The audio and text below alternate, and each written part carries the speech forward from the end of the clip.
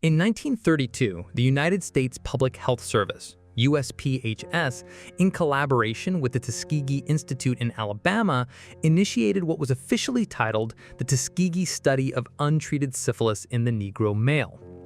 The study enrolled 600 impoverished African-American sharecroppers from Macon County, 399 who had previously contracted syphilis, and a control group of 201 who had not.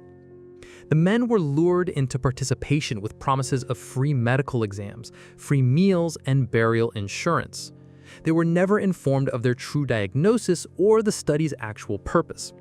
Instead, researchers told them they were being treated for bad blood, a local colloquialism for a range of ailments including syphilis, anemia, and fatigue. This initial deception was the cornerstone of a 40-year project that stands as arguably the most infamous biomedical research study in U.S. history. The study, originally planned to last only 6 months, was extended for 4 decades. Its central ethical violation became unforgivable by the mid-1940s. By 1943, penicillin had become widely available and was established as the standard effective cure for syphilis. Yet the researchers made a deliberate and systematic decision to withhold this life-saving treatment from the men in the study. They went to extraordinary lengths to ensure the participants remained untreated, providing them only with placebos like aspirin and mineral supplements, and actively preventing them from seeking treatment elsewhere. This act transformed the study from one of questionable ethics into an active, prolonged assault on the health and lives of its subjects. The human cost of this deception was catastrophic and multi-generational. Over the course of the study, at least 128 participants died directly from syphilis or its related complications. Because the men were never told they had a contagious disease, 40 of their wives became infected and 19 children were born with congenital syphilis, a devastating condition passed from mother to child during birth. The study finally came to an end in 1972, not through internal ethical review, but because of an Associated Press story that exposed its existence to a shocked public. The ensuing outrage led to the formation of an advisory panel, which concluded the study was ethically unjustified. A class action lawsuit resulted in a $10 million out-of-court settlement in 1974, and in 1997, President Bill Clinton issued a formal presidential apology to the handful of surviving participants. What makes the Tuskegee study so profoundly difficult to accept is the realization that it was not merely an ethical failure, but a scientific fraud built upon a foundation of virulent racism. The stated goal was to observe the natural history of untreated syphilis, yet the study was scientifically compromised from its inception. Many of the participants had already received some form of treatment prior to 1932, including toxic mercury rubs and injections of arsenic-based drugs like Salvarsan. A PHS official at the time, Austin V. Diebert, recognized that this pre-treatment rendered the study's primary objective scientifically meaningless. The refusal to halt a scientifically flawed study reveals its true insidious purpose. The researchers' guiding assumptions were explicitly racist.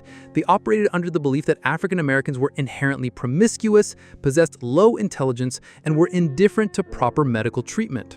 The study, therefore, was not a dispassionate quest for knowledge, but the clinical observation of black bodies decaying under the institutional gaze of a government agency. This transformed the scandal from a story of misguided science into an active, prolonged assault on the health and lives of its subjects.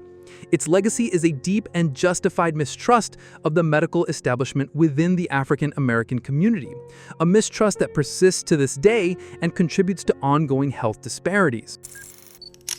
The Flint water crisis began with a decision driven by austerity.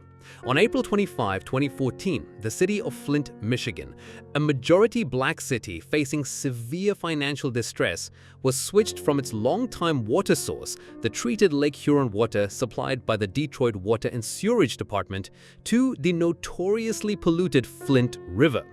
This decision was not made by Flint's elected officials, but by a series of state-appointed emergency managers, tasked by Governor Rick Snyder's administration with cutting costs above all else. Almost immediately, residents began to complain about the water flowing from their taps. It was discolored, foul-smelling, and tasted strange. Soon after, reports of skin rashes, hair loss, and other health problems became widespread. The core of the disaster was a catastrophic and preventable technical failure. The Flint River's water is highly corrosive, about 19 times more so than the Lake Huron supply. Standard practice requires the addition of corrosion control agents to prevent such water from eating away at aging pipes. The Michigan Department of Environmental Quality, the state agency responsible for ensuring water safety, failed to require this treatment. As a result, the corrosive river water began to leach lead from the city's old service lines and plumbing fixtures, sending toxic metal directly into the homes, schools, and businesses of nearly 100,000 people. For 18 months, officials at all levels of government dismissed, denied, and belittled the concerns of Flint residents. They insisted the water was safe, even as evidence to the contrary mounted. An internal memo from an EPA official, Miguel Del Toral, warning of dangerously high lead levels in June 2015 was suppressed and its author discredited by state officials. The official cover-up was finally broken by the persistent efforts of outsiders and local activists. A team of researchers from Virginia Tech, led by Professor Mark Edwards, conducted independent testing that confirmed the hazardous lead levels. Concurrently, a local pediatrician, Dr. Mona Hanna-Attisha, analyzed hospital records and proved that the proportion of children with elevated blood lead levels had doubled, and in some areas tripled since the switch to the Flint River. Faced with irrefutable scientific evidence, state officials, including Governor Snyder, were finally forced to admit the truth. In October 2015, the city was switched back to the Detroit water system, but the damage was already done. The crisis also triggered an outbreak of Legionnaire's disease linked to the contaminated water, which killed at least 12 people and sickened dozens more. The long-term consequences are devastating. Thousands of children were exposed to a neurotoxin known to cause irreversible cognitive and developmental damage. Property values collapsed, and the community was left with a profound and lasting psychological trauma born of betrayal. The Flint water crisis is not a story of a simple mistake. It is a story of a catastrophic failure of democracy. The state's emergency manager law, enacted to address fiscal crises, stripped power from Flint's democratically elected leaders and vested it in an unelected appointee whose primary mandate was financial, not humanitarian. This system created the conditions for the disaster. When the Flint City Council, responding to its constituents, voted in March 2015 to switch back to the safe Detroit water, their decision was unilaterally overruled by emergency manager Jerry Ambrose, who cited the higher cost. This act epitomized the dynamic of the entire crisis. The voices, health, and safety of Flint residents were deemed secondary to entries on a budget spreadsheet. The scandal is so difficult to accept because it lays bare the direct and causal link between the suspension of democratic governance and catastrophic, foreseeable harm to a vulnerable, predominantly minority community. It stands as a chilling modern testament to environmental racism and the lethal price of austerity. In 1986, the presidency of Ronald Reagan was engulfed by a scandal of breathtaking complexity and constitutional gravity, a tangled web of secret wars, arms for hostages deals, and a shadow government operating outside the rule of law. The Iran-Contra affair, as it came to be known, comprised two interconnected and illegal operations. The first was the secret sale of advanced anti-tank and anti-aircraft missiles to Iran, a nation under a U.S. arms embargo and designated as a state sponsor of terrorism, in a clandestine effort to secure the release of 7 American hostages being held by Iranian-backed Hezbollah militants in Lebanon. The second, and more explosive revelation, was that millions of dollars in profits from these illicit arms sales were being illegally diverted to fund the Contras, a right-wing guerrilla army fighting to overthrow the leftist Sandinista government in Nicaragua. This diversion of funds was in direct and flagrant violation of the Boland Amendment, a series of laws passed by the U.S. Congress that explicitly prohibited any U.S. government agency from providing military support to the Contras. The operation was masterminded from within the National Security Council, or NSC, by a small group of zealous officials, most notably National Security Advisor John Poindexter and his aide, Marine Lieutenant Colonel Oliver North. They established a covert organization they called the Enterprise, a private network of arms dealers and shell corporations that effectively functioned as a rogue intelligence and foreign policy agency unaccountable to Congress or the American public. The scheme began to unravel in October 1986, when a cargo plane carrying supplies to the Contras was shot down over Nicaragua. The lone survivor, an American named Eugene Hassenfuss, confessed to his role in the secret supply network. A month later, a Lebanese magazine, Ash-Shara, broke the story of the secret arms sales to Iran. The subsequent investigations, including a presidential commission, the Tower Commission, and dramatic nationally televised congressional hearings, exposed the inner workings of the shadow government. Oliver North, in particular, became a controversial national figure, defiantly defending his actions as patriotic. The affair resulted in the indictment of 14 administration officials, though many of the convictions, including those of North and Poindexter, were later overturned on technical grounds related to their immunized congressional testimony. In a final act that foreclosed further accountability, President George H.W. Bush issued pardons on Christmas Eve of 1992 to 6 key figures involved in the scandal. The Iran-Contra affair was far more than a case of policy gone awry. It was a profound constitutional crisis. The difficulty in accepting it stems from the revelation that a small cadre of unelected officials in the executive branch believe themselves to be above the law, empowered to create and execute a secret foreign policy in direct defiance of the expressed will of the people's elected representatives. Congress, through the Bolin Amendment, had exercised its constitutional power of the purse to end U.S. involvement in the Nicaraguan conflict. The Reagan administration's NSC viewed this law not as a legitimate constraint, but as an inconvenient obstacle to be circumvented through covert action. The creation of the Enterprise was a deliberate attempt to build a government within a government, one that could wage war and conduct diplomacy without oversight or public knowledge. The story's true horror lies not just in the specific illegal acts, trading arms with a hostile regime and funding a proxy war, but in the underlying contempt for the rule of law and the constitutional separation of powers. It demonstrated with chilling clarity the fragility of the democratic framework when faced with an executive branch determined to pursue its ideological goals by any means necessary. For 2 decades, from 1953 to 1973, the U.S. Central Intelligence Agency conducted a top-secret, illegal program of human experimentation known as Project MKUltra.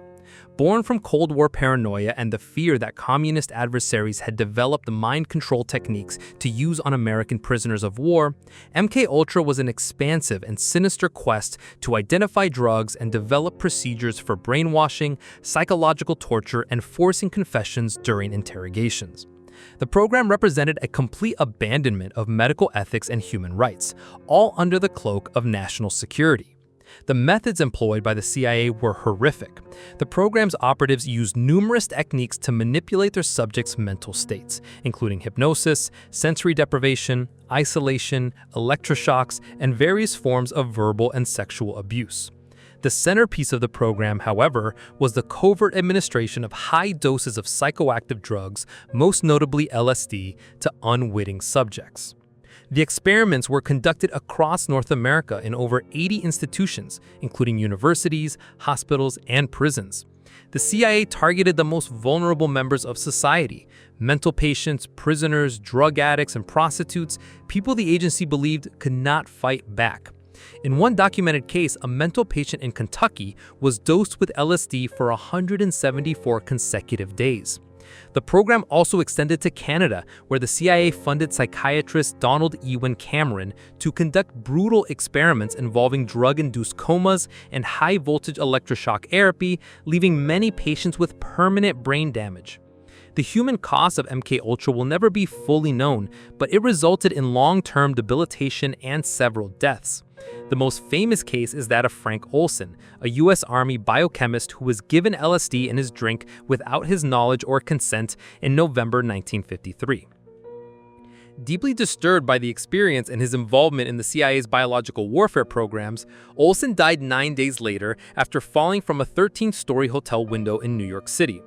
His death was ruled a suicide, but his family has long maintained that he was murdered to prevent him from revealing state secrets. The program's existence was revealed to the public in 1975 through the investigations of the Church Committee in the Senate and the Rockefeller Commission. However, a full accounting was made impossible by a single, decisive act of cover-up. In 1973, as the Watergate scandal threatened to expose state secrets, CIA Director Richard Helms ordered all MKUltra files to be destroyed. Only a small cache of documents, misfiled in a financial records building, survived to provide a glimpse into the program's depravity. MKUltra is uniquely difficult to accept because it represents the absolute corruption of state power, where a security agency, operating with total secrecy and impunity, turned the tools of science into instruments of torture against its own citizens and allies. The program's premise to weaponize the human mind was deemed so vital that it justified the complete suspension of law and morality. The targeting of vulnerable populations reveals a predatory and deeply cynical institutional mindset. But the most chilling aspect is the deliberate destruction of records by Director Helms. This was not merely an act of concealing a failed program, it was an act of erasing the victims, ensuring a permanent lack of accountability, and condemning the full truth to be forever lost. MKUltra is a story without resolution, a glimpse into a state-sponsored nightmare that leaves behind a legacy of justified paranoia and a terrifying example of the potential for evil within the hidden corners of government. In the late 1990s, Enron Corporation was the 7th largest company in the United States, an energy trading behemoth based in Houston that was hailed as a paragon of the new economy. Led by its charismatic chairman Kenneth Lay and his brilliant hard-driving protege, CEO Jeffrey Skilling, Enron was celebrated for its innovation, its aggressive culture, and its seemingly endless growth. By December 2001, however, the company had collapsed into the largest corporate bankruptcy in American history, its name becoming a byword for systemic, audacious fraud. The deception was built on a foundation of duplicitous accounting. Enron's executives, chief among them Chief Financial Officer Andrew Fastow, engineered a labyrinthine financial structure designed to hide billions of dollars in debt and inflate the company's earnings. One key technique was an aggressive use of mark-to-market accounting, which allowed Enron to book projected, hypothetical profits from long-term energy contracts as actual income in the present day. This created a powerful incentive to do deals, regardless of their actual profitability, simply to generate the paper profits needed to meet Wall Street's quarterly expectations. The more insidious tool was the creation of thousands of off-balance sheet entities known as special purpose entities, or SPEs, with deliberately misleading names like Raptors and White Wing. Enron used these SPEs as a financial dumping ground, selling it its underperforming assets and toxic debts.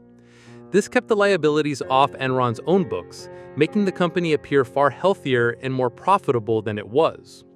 These schemes were not just deceptive, they were riddled with conflicts of interest, as Fastow and other executives personally profited by millions from the very entities they created to defraud their own company's investors. The house of cards began to tremble in August 2001 when Skilling abruptly resigned, citing personal reasons.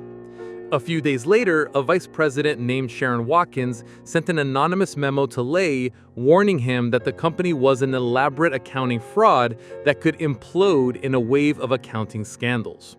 Her warnings were ignored.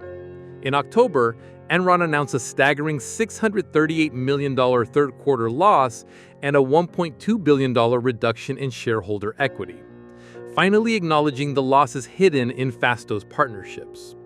The announcement triggered a crisis of confidence. The company's stock price, which had peaked at over $90 a share, plummeted to less than $1. On December 2, 2001, Enron filed for bankruptcy.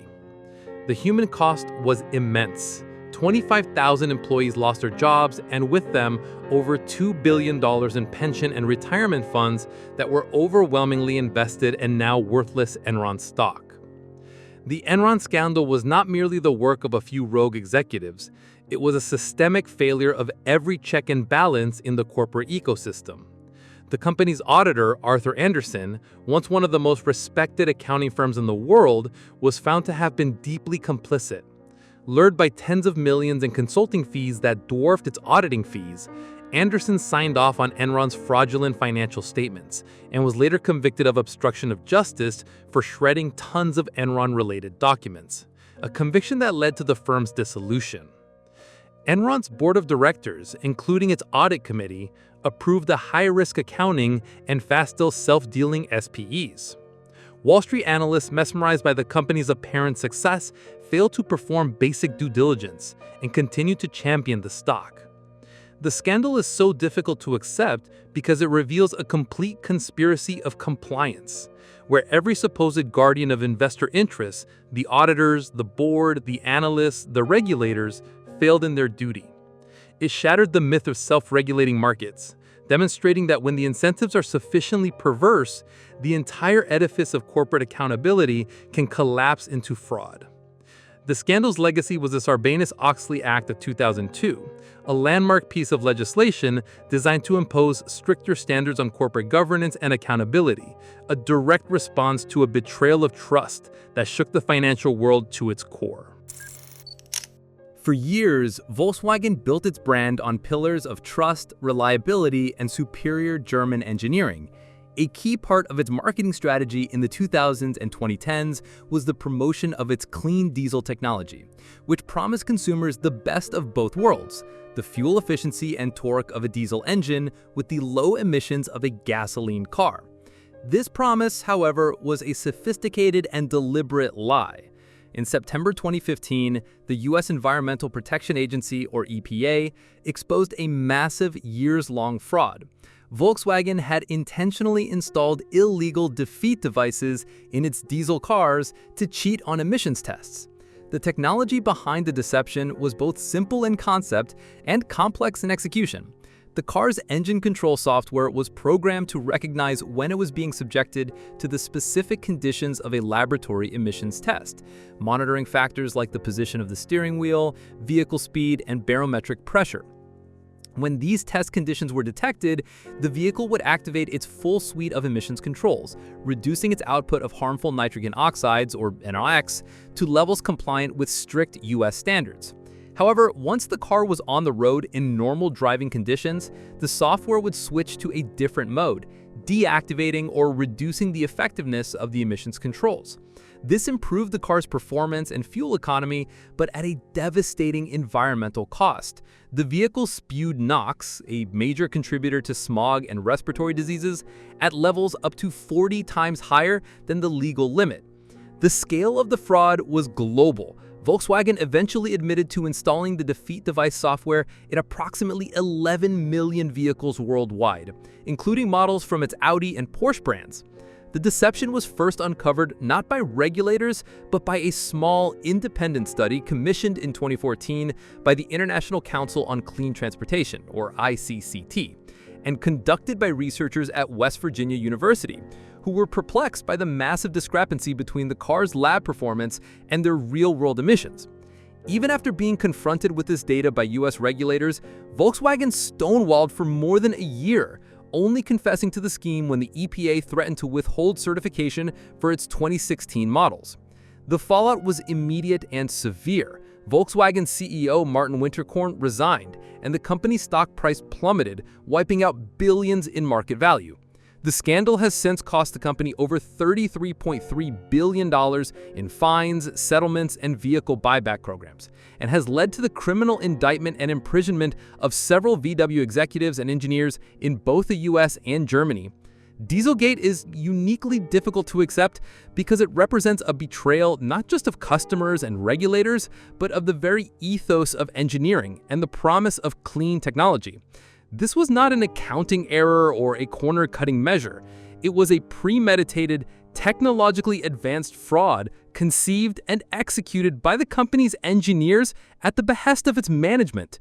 Volkswagen didn't just break the law, it weaponized its celebrated engineering prowess to create and market a lie to millions of consumers who believed they were making an environmentally responsible choice. The scandal is a story of profound corporate hypocrisy, a chilling demonstration that a company's public commitment to sustainability can be a complete fabrication, and that the German engineering it held up as a mark of quality was, in this case, a tool for deception on a global scale. The story of Theranos and its founder Elizabeth Holmes is a modern parable of Silicon Valley hubris and the catastrophic consequences of the fake-it-till-you-make-it ethos when applied to human health. In 2003, Holmes, a 19-year-old Stanford University dropout, founded Theranos with a revolutionary vision: to transform diagnostic medicine with a device that could run a full suite of blood tests from a single tiny drop of blood pricked from a finger.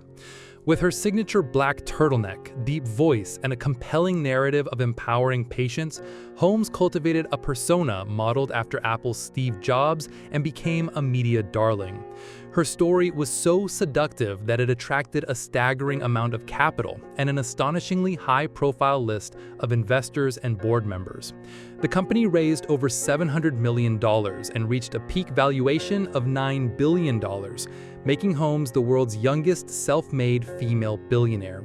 Her board was a who's who of the American political establishment, including former Secretaries of State George Shultz and Henry Kissinger, and former Secretary of Defense William Perry. This powerful backing lent Theranos an almost unassailable air of credibility, despite the fact that the company operated in extreme secrecy and never published any peer-reviewed data to validate its technology. The problem was that the technology at the heart of this empire, a small black box variously called the Edison or Minilab, was a complete fiction. It never worked as promised. The device could perform only a small fraction of the tests claimed, and the result it did produce were often wildly inaccurate.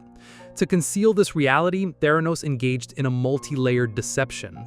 For demonstrations to investors and partners like Walgreens, the company would run rigged tests. For the actual blood tests it offered to the public through its wellness centers, Theranos was secretly using standard commercially available machines from its competitors, often diluting the tiny finger prick samples in ways that further compromised their accuracy. This deception put real patients at risk, delivering flawed results for critical health indicators, from cancer screenings to pregnancy monitoring.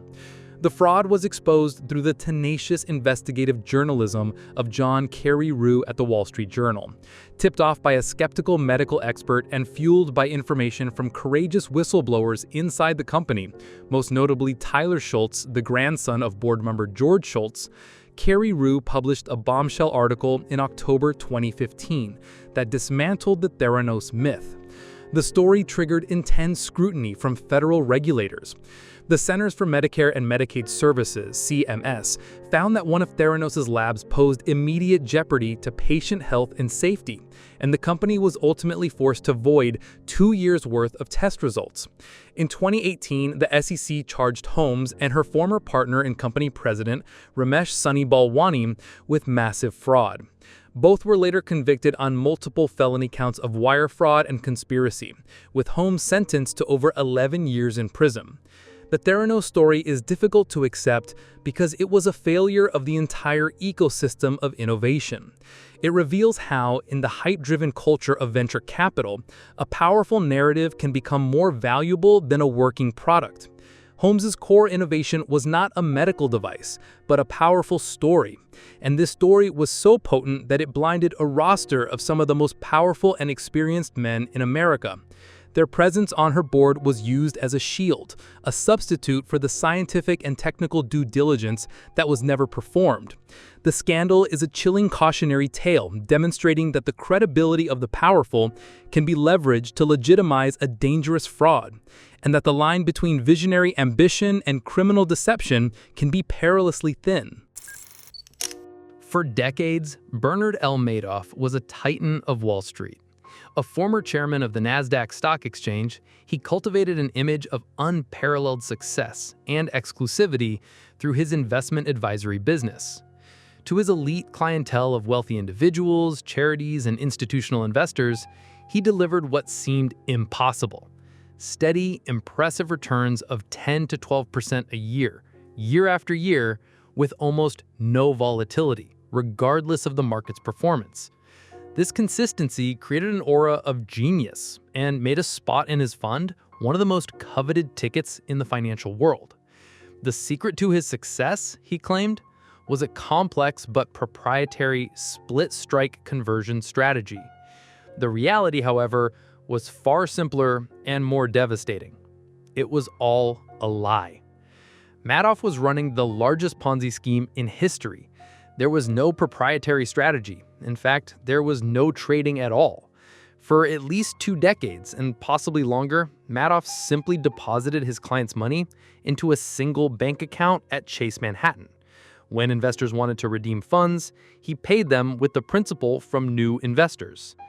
The entire operation was supported by a small, loyal back-office staff who generated mountains of fabricated paper trade confirmations and account statements to maintain the illusion of a legitimate, high-functioning investment firm.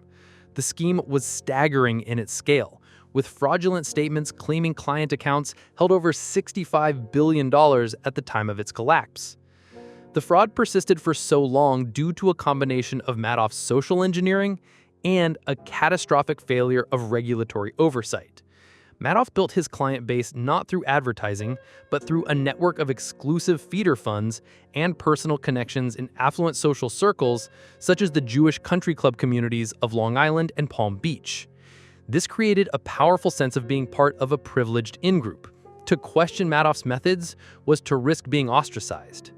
This social pressure was compounded by the shocking incompetence of the U.S. Securities and Exchange Commission, SEC. Despite receiving numerous credible and detailed complaints over the years, most notably from a financial analyst named Harry Markopolos, who presented the SEC with a damning report in 2005 titled "The World's Largest Hedge Fund is a Fraud," the agency failed to uncover the scheme. Madoff's reputation as a Wall Street elder statesman seemed to render him above suspicion. The scheme finally imploded in December 2008 amidst the global financial crisis. As panicked investors rushed to withdraw their money, the request for redemptions, totaling some $7 billion, overwhelmed the dwindling supply of new capital. Unable to meet his obligations, Madoff confessed to his sons, who worked in the legitimate market-making side of his firm, but were unaware of the fraud. They immediately reported him to the authorities. The fallout was a human tragedy on a global scale. Thousands of individuals lost their life savings. Major charities and university endowments were wiped out. The scandal left a deep scar of betrayal, and Madoff was sentenced to 150 years in prison, where he died in 2021. The Madoff scandal is difficult to accept not just because of one man's sociopathic greed, but because it exposed the power of social proof and willful blindness within the financial elite. Madoff's primary tool was not financial acumen, but social capital. The feeder funds, which were supposed to be sophisticated gatekeepers, abdicated their due diligence, blinded by the steady returns and the lucrative fees they could collect. The SEC, the ultimate watchdog, failed repeatedly. The scandal demonstrates that for a large segment of the financial world, reputation and word of mouth can be more persuasive than balance sheets and regulatory filings, revealing a system where even the most sophisticated players can be duped by the simple, age-old desire to believe in a sure thing. The global financial crisis of 2008 was not a natural disaster or an unforeseeable black swan event. It was a man-made catastrophe, the culmination of years of reckless speculation, predatory lending, and a systemic breakdown of regulation and responsibility that brought the world economy to the brink of collapse. The crisis originated in the U.S. housing market, which had been transformed into a speculative bubble fueled by historically low interest rates, lax lending standards, and a pervasive belief that housing prices could only go up. At the heart of the crisis was a new financial alchemy that promised to turn risky loans into gold. Lenders aggressively pushed subprime mortgages on borrowers with poor credit, often with deceptive teaser rates that would later balloon into unaffordable payments. These toxic loans were then sold to Wall Street investment banks, which bundled thousands of them together into complex securities known as mortgage-backed securities and collateralized debt obligations. In a crucial act of complicity, Credit rating agencies, which were paid by the banks creating these products, stamped these packages of risky mortgages with AAA ratings, the highest mark of safety, making them appear as secure as government bonds. These securities were then sold to pension funds, municipalities, and investors around the globe. The system was further destabilized by another layer of unregulated financial instruments, credit default swaps, or CDS. These were essentially insurance policies on the MBS and CDO products. Financial giants like the insurance company AIG sold trillions of dollars worth of these swaps, collecting premiums while betting that the underlying mortgages would never fail on a mass scale. This created a vast, opaque web of interconnected risk.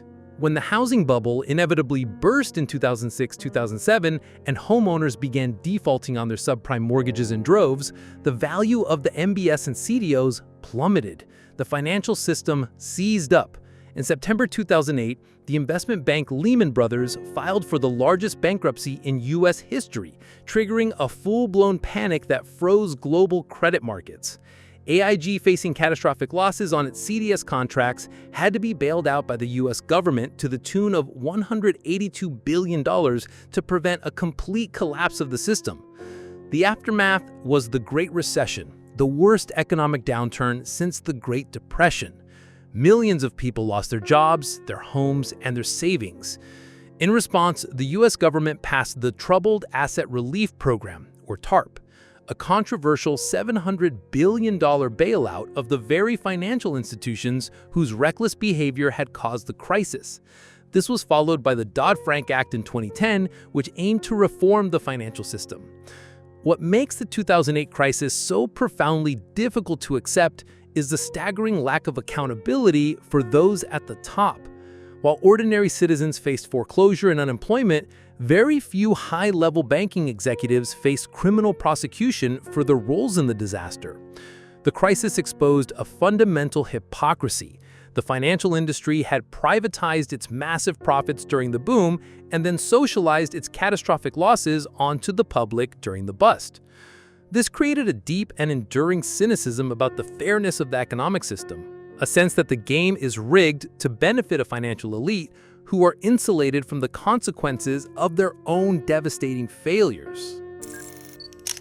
For decades, the London Interbank Offered Rate, or LIBOR, was arguably the most important number in the world of finance. It was a benchmark interest rate published daily that was supposed to reflect the average cost at which major international banks could borrow from one another. This seemingly obscure figure served as the reference point for an estimated $350 trillion worth of financial products globally, influencing the interest rates on everything from student loans and mortgages to complex corporate derivatives. The entire system was built on the assumption that LIBOR was an objective, market-driven indicator of financial health. In 2012, that assumption was shattered by the revelation that LIBOR was a fraud, systematically manipulated for years by a cartel of the very banks responsible for setting it. The manipulation was brazen and occurred in two distinct phases. The first was driven by trader profit. Traders at banks like Barclays, UBS, and Deutsche Bank, whose financial positions were tied to LIBOR, would collude with their own bank's rate submitters and with traders at other banks to nudge the daily rate up or down by a few hundredths of a percentage point. This seemingly tiny adjustment could generate millions in profits on their derivative trades. The collusion was casual and explicit, conducted over instant message chats where traders would openly request rate changes. One now infamous exchange captured the culture perfectly. "Where would you like it? LIBOR, that is," one trader asked. Another RBS trader explicitly referred to the arrangement as a cartel now in London. The second phase of manipulation was more systemic and insidious, occurring during the height of the 2008 financial crisis. As credit markets froze and banks grew wary of lending to one another, a high LIBOR submission could be interpreted as a sign of financial weakness. To project a false image of health and stability, and to avoid panic, multiple banks began to dishonestly submit artificially low borrowing rates. This collective lie masked the true severity of the crisis from the public and from regulators who were using LIBOR as a key barometer of the financial system's health. The scandal's exposure led to a global investigation, resulting in over $9 billion in fines levied against the participating banks and the criminal prosecution of several traders, including Tom Hayes of UBS and Citigroup, who was sentenced to 14 years in prison. The damage to the credibility of the financial system was so profound that regulators worldwide made the decision to phase out the discredited LIBOR benchmark entirely, replacing it with more transparent transaction-based rates. The LIBOR scandal is profoundly difficult to accept because it was not about a single bad actor or a single fraudulent product. It was about the corruption of the very ruler used to measure value across the global economy. It revealed a culture of casual, systemic dishonesty among some of the world's most powerful financial institutions. The fact that a core pillar of the international financial architecture was not a reflection of market reality, but a fiction created by a small group of self-interested traders, is a betrayal of trust on an almost unimaginable scale. The decision to scrap LIBOR was the final admission that the system was broken beyond repair. Soccer, or football, is often called the beautiful game, a source of immense passion, national pride, and global unity. For decades, the organization entrusted with its stewardship, the Fédération Internationale de Football Association, or FIFA, operated with the authority of a sovereign state and the opacity of a secret society. In May 2015, this carefully constructed facade was shattered when the U.S. Department of Justice unsealed a massive indictment, exposing what it called rampant, systemic, and deep-rooted corruption that had plagued the organization for at least 2 generations. The scandal erupted into public view with a dramatic early morning raid by Swiss authorities, acting on behalf of the U.S. on the luxurious Bor au Lac Hotel in Zurich, where FIFA executives had gathered for their annual Congress. 7 high-ranking officials were arrested and led from the hotel under white sheets. The indictment and subsequent investigations laid bare a 24-year scheme involving more than $150 million in bribes and kickbacks. The corruption was multifaceted. Officials were accused of taking bribes from marketing and media companies in exchange for the lucrative television and sponsorship rights to major tournaments, including the World Cup and regional championships like the Copa America. Even more explosive were the allegations of systemic bribery in the awarding of hosting rights for the World Cup itself. The controversial decisions to grant the 2018 tournament to Russia, and most notoriously the 2022 tournament, to the small, searingly hot desert nation of Qatar, came under intense scrutiny. Investigations revealed a shadowy world of vote trading, illicit payments, and slush funds designed to influence the vote of FIFA's powerful 24-member executive committee. Key figures at the center of the web of corruption included longtime FIFA president Sepp Blatter, who presided over the organization for 17 years. Jack Warner, the powerful and flamboyant president of the North and Central American Confederation, CONCACAF, and his American deputy, Chuck Blazer, whose extravagant lifestyle was funded by kickbacks and who eventually became a cooperating witness for the FBI. The fallout was seismic. Despite the arrests, Blatter was brazenly re-elected to a 5th term as president, only to announce his resignation just 4 days later under immense pressure. The scandal led to dozens of indictments and convictions worldwide, and the banning of a generation of soccer's most powerful administrators, including Blatter himself and his heir apparent, UEFA president Michel Platini. The FIFA scandal is difficult to accept because it demonstrates how a non-governmental organization, entrusted with the governance of the world's most popular sports, can evolve into what was effectively a transnational criminal enterprise. It revealed that decisions determining where the planet's biggest sporting event would be held were not based on merit, but on backroom deals and brown envelopes filled with cash. The scandal tainted the pure passion of the game, turning a global celebration into a product of greed and corruption, and betraying the trust of billions of fans worldwide. In the hyper-competitive world of British tabloid journalism, the News of the World, a 168-year-old Sunday paper owned by Rupert Murdoch's News Corporation, was king.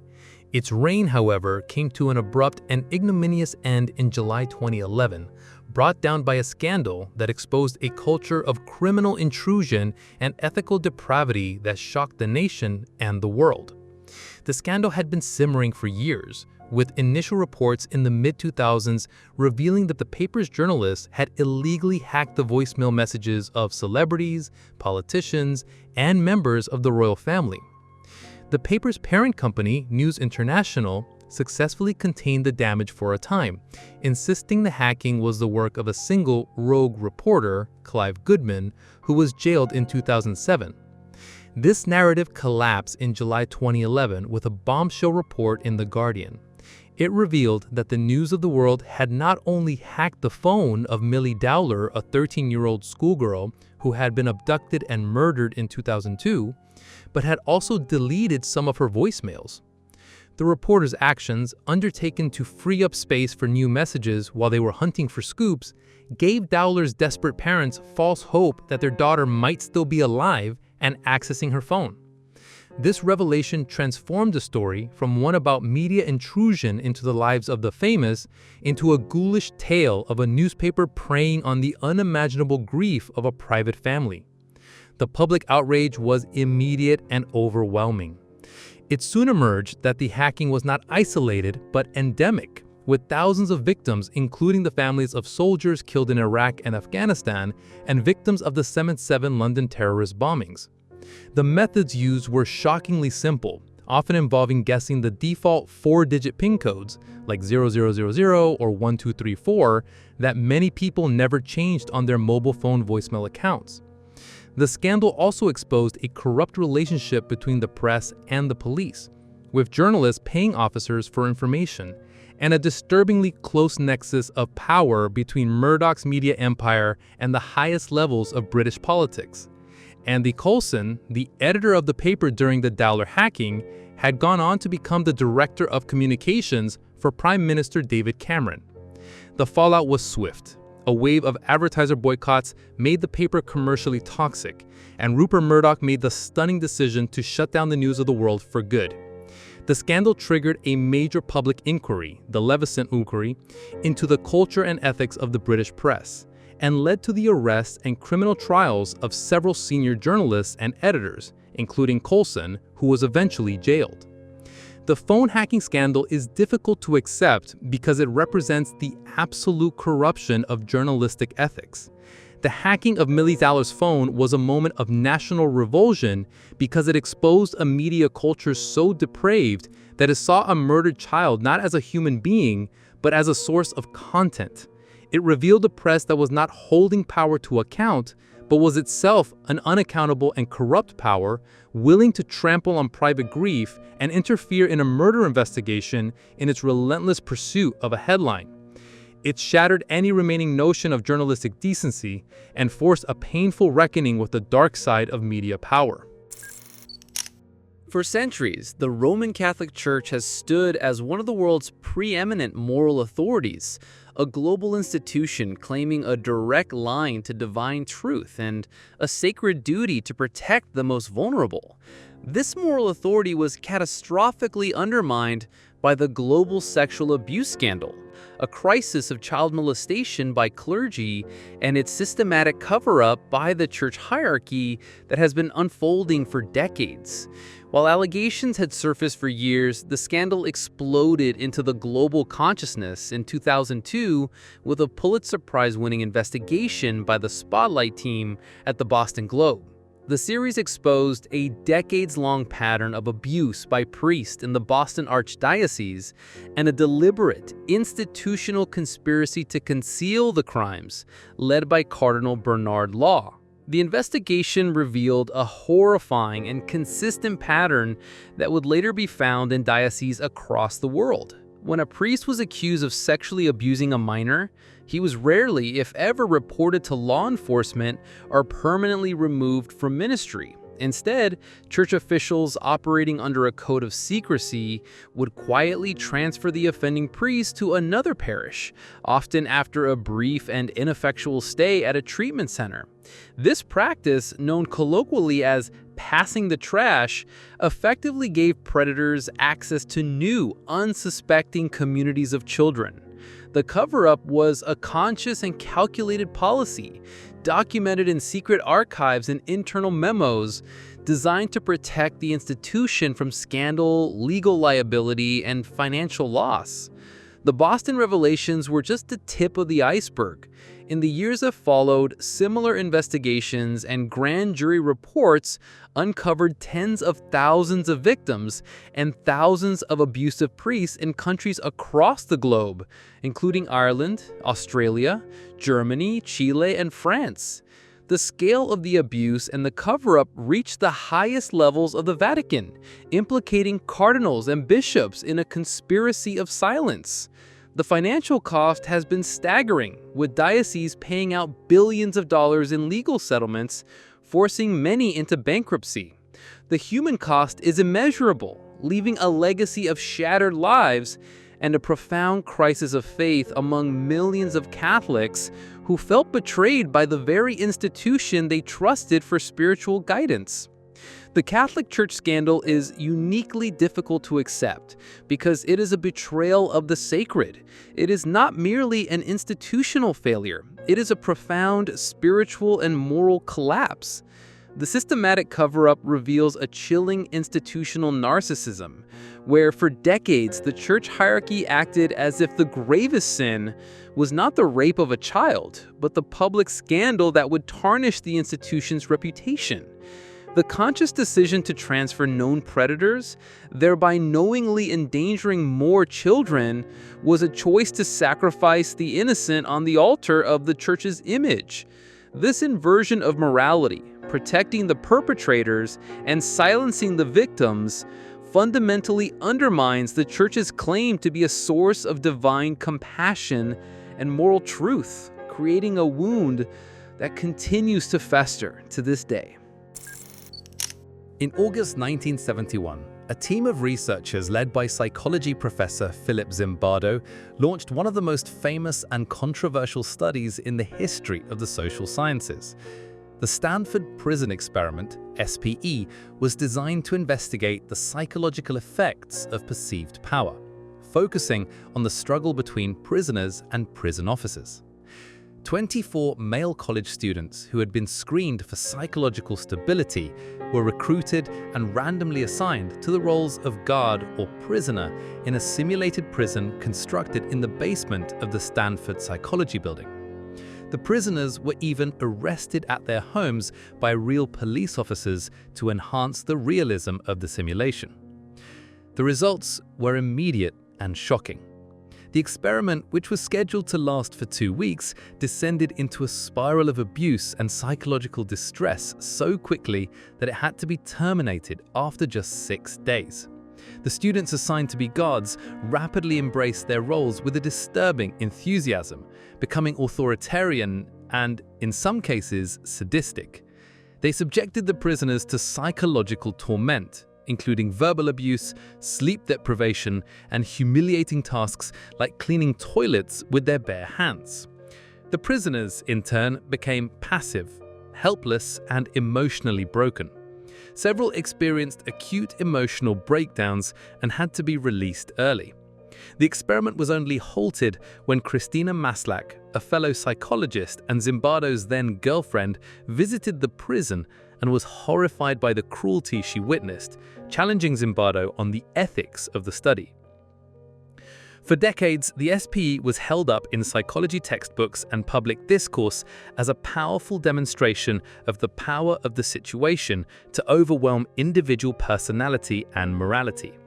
Proof that good people can be made to do evil things when placed in an evil environment. Zimbardo himself became a public intellectual, using the study to explain everything from Nazi atrocities to the abuses at Abu Ghraib prison. However, in recent years, the experiment has been re-evaluated, not as a seminal scientific finding, but as a scientific scandal. Critics and newly unearthed archival recordings of the experiment have revealed profound methodological flaws. The guards were not simply left to their own devices, they were actively coached and encouraged by Zimbardo and his research assistant to be tough and to create an atmosphere of powerlessness. This suggests that the guards' behavior was not an organic product of the situation, but a result of demand characteristics. They were acting out the roles they believed the experimenters wanted them to play. The Stanford prison experiment is difficult to accept not just because of the cruelty it documented, but because of the deep-seated questions about its scientific validity. It represents a case where the desire to prove a dramatic and compelling thesis may have led the researcher to become an active participant in orchestrating the outcome. The scandal lies in the blurring of the line between objective observation and biased manipulation. This forces a re-evaluation of a study that has shaped public understanding of human nature for half a century, suggesting that one of modern psychology's most famous truths may be built on a foundation of flawed and perhaps even deceptive science. It is a scandal of integrity, where the power of a good story may have triumphed over the rigor of the scientific method. In the spring of 1994, the small Central African nation of Rwanda descended into one of the most horrific and efficient campaigns of mass slaughter in modern history. Over the course of approximately 100 days, from April to July, members of the country's Hutu ethnic majority systematically murdered an estimated 800,000 people, overwhelmingly from the Tutsi minority, as well as moderate Hutus who opposed the killing. The genocide was triggered by the assassination of Rwanda's Hutu president, Juvenal Habyarimana, but it was the culmination of decades of ethnic tension, deliberately stoked by colonial Belgian rule, which had formalized and racialized the distinction between Hutu and Tutsi. The killing was not a spontaneous outburst of violence. It was the meticulously planned extermination campaign orchestrated by the Hutu extremist government, broadcast over the radio and carried out with machetes and clubs by ordinary citizens, neighbors turning on neighbors. The scandal of the Rwandan genocide, however, is not just the horror of the killing itself, but the abject and conscious failure of the international community to stop it. The world knew the genocide was coming. Months before it began, the Canadian general in command of the small UN peacekeeping force in Rwanda, UNAMIR, Romeo Dallaire, sent urgent faxes to UN headquarters in New York, detailing specific intelligence from an informant about the Hutu extremist plans to exterminate the Tutsis. He warned of weapons caches and detailed plans to kill Belgian peacekeepers to drive the UN out. His repeated requests for a stronger mandate to seize the weapons and protect his informant were explicitly denied. When the genocide began, Dallaire's predictions came true with chilling accuracy. After 10 Belgian peacekeepers were captured, tortured, and murdered, the international community did not reinforce the UN mission. It abandoned it. Belgium immediately withdrew its contingent, and the UN Security Council, led by the United States, voted to reduce the UNAMIR force from 2,500 to a skeleton crew of just 270 soldiers. This decision sent a clear and unmistakable signal to the genocidaires. The world would not interfere. As the slaughter unfolded, the Clinton administration and other major powers engaged in a shameful semantic dance, deliberately avoiding the use of the word genocide to describe the events. They understood that under the 1948 Genocide Convention, formally acknowledging that a genocide was occurring would create a legal and moral obligation to prevent and to punish it, an intervention they were unwilling to undertake due to a lack of perceived national interests and a fear of becoming entangled in another conflict after the disastrous Black Hawk Down incident in Somalia the previous year. The Rwandan genocide is the ultimate scandal of inaction, a story of how the entire international system, created in the ashes of the Holocaust with the promise of never again, consciously chose to look away. The difficulty in accepting this event is the chilling realization that this promise was, and perhaps still is, contingent on political will and strategic calculations. The failure in Rwanda was not a failure of intelligence or capacity, but a failure of morality. The world had the knowledge and the means to intervene, but it lacked the courage. This collective moral failure of the global community is a permanent stain on the conscience of the late 20th century, a mirror held up to the world that revealed an appalling indifference in the face of absolute evil. These scandals teach a hard and necessary lesson that trust, once shattered on such a massive scale, is incredibly difficult to rebuild. They underscore that vigilance, a healthy skepticism of authority, and an unwavering public demand for transparency and accountability are not cynical postures, but essential tools for the preservation of a just and functioning society. The quest for justice that follows in the wake of such profound betrayals is often frustrating and incomplete, but it remains a vital and perpetual struggle. If you found this video helpful, the single best way to support this channel is to give it a thumbs up. That really helps us reach more people. And if you want to be a part of this amazing community and see more videos on Noisemade, make sure you click that subscribe button and ring the notification bell so you never miss what's coming next. As always, thank you for being the best part of this channel. Until next time, stay curious, be creative, and take care. See you soon.